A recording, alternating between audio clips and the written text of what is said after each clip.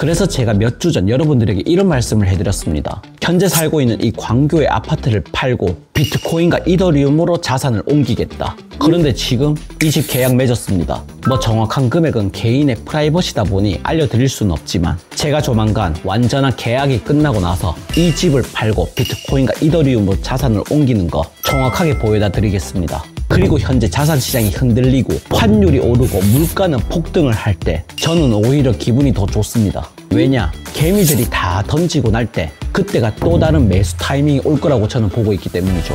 그래서 헌터 가족분들과 함께 여러분들도 열심히 공부를 해서 끝까지 달려가는 우리 구독자분들 되셨으면 좋겠습니다.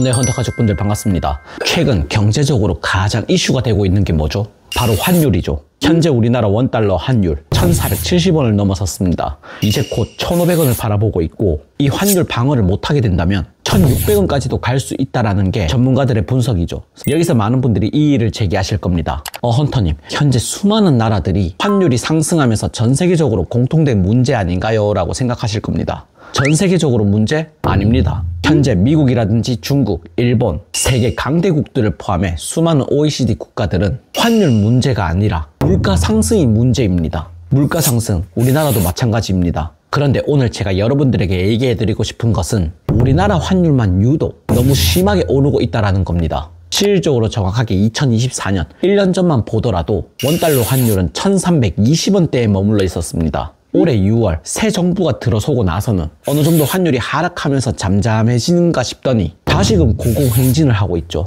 이게 바로 뭐냐면 불과 1년 만에 우리나라 대한민국 원화의 가치가 약 10% 이상 떨어졌다는 것과 같습니다. 그런데 앞에서도 말씀드렸다시피 전 세계적으로는 물가까지 상승이 나오고 있죠. 그래서 우리 시청자분들이 마트에 장을 보러 간다든지 휴대폰을 바꿀 계획이신 분들은 아이폰을 알아보셨을 겁니다. 그런데 가격 어마어마하죠. 이게 바로 뭐냐면 미국에서는 물가가 상승이 나와주었고 한국에서는 원화의 가치가 낮아졌다. 그렇다면 우리 같은 경우에는 더더욱 원화를 더 지불해야겠죠. 그래서 여러분들이 체감하는 물가가 배로 뛰었다라는 얘기가 계속해서 나오고 있는 이유입니다. 그런데 제가 지난달 초에 전 세계에서 암호화폐 컨퍼런스 중 가장 큰 행사인 토큰 2049에 참석하기 위해 싱가포르에 다녀온 거 다들 아실 겁니다. 그런데 이때 당시에 제가 이런 얘기를 했었죠. 제가 정확하게 10년 전 2015년도에 싱가포르에서 일을 했던 적이 있었습니다. 그때 당시 원 싱가포르 달러 환율 850원대였습니다. 그런데 지난달 초에 싱가포르에 방문을 했을 때 제가 원 싱가포르 달러를 얼마를 주고 샀냐?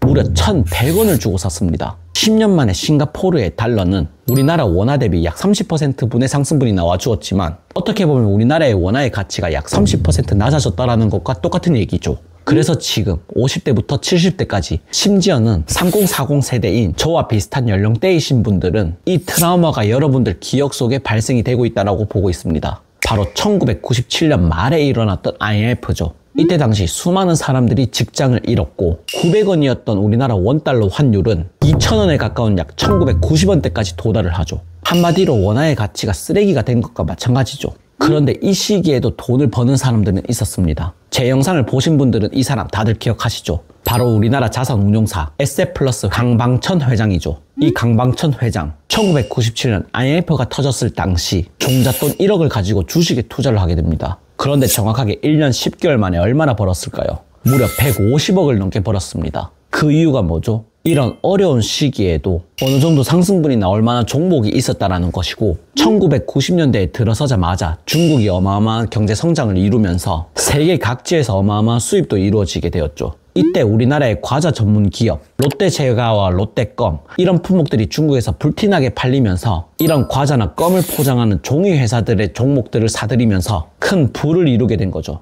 그런데 팩트는 뭐죠? 이런 사람들 굉장히 소수입니다. 그리고 우리나라가 현재 무서운 게 뭐죠? 환율은 미친 듯이 고공행진을 하고 있는 와중에 부자들은 이 나라를 떠나고 있죠. 저 또한 마찬가지입니다. 내년 2월 캐나다로 떠납니다. 왜냐? 솔직하게 말씀드리면 일반적인 서민이라든지 개미 투자자분들보다는 부자들이 정보가 더 빠릅니다. 왜 우리나라 정치인이라든지 재벌 자녀들은 왜 군대를 안 가고 죄다 유학을 한다거나 해외 태생이죠. 그 이유는 바로 자기들이 일구어 놓은 자산을 지키기 위해서이고 자신들의 자산에 안전장치를 걸어다 두는 거죠.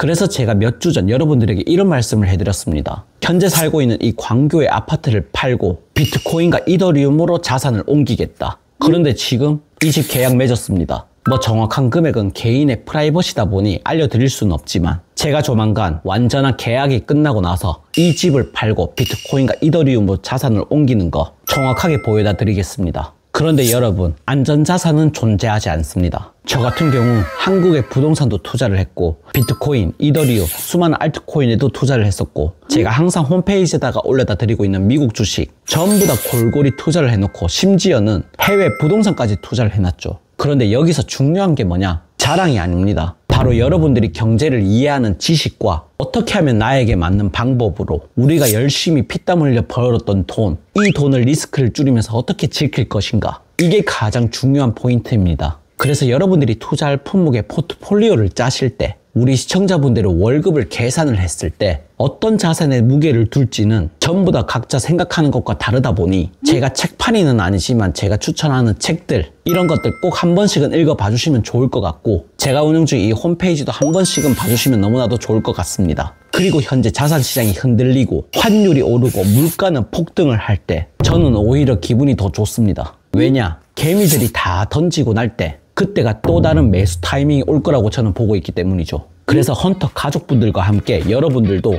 열심히 공부를 해서 끝까지 달려가는 우리 구독자분들 되셨으면 좋겠습니다. 참고로 제가 앞에서 말씀드렸던 것처럼 제가 캐나다에 가는 또 다른 이유 중에 하나는 바로 여러분들에게 좀 더 나은 정보와 인사이트를 직접적으로 현지에서 드리기 위해 가는 것입니다. 저는 여러분들과 끝까지 함께 할 테니 오늘도 부족한 제 영상 끝까지 시청해주신 우리 시청자분들께 너무나도 감사를 드리고 저는 다음 영상에서 더 좋은 정보와 함께 우리 시청자분들을 찾아뵙도록 하겠습니다. 영상 시청해주셔서 감사드립니다.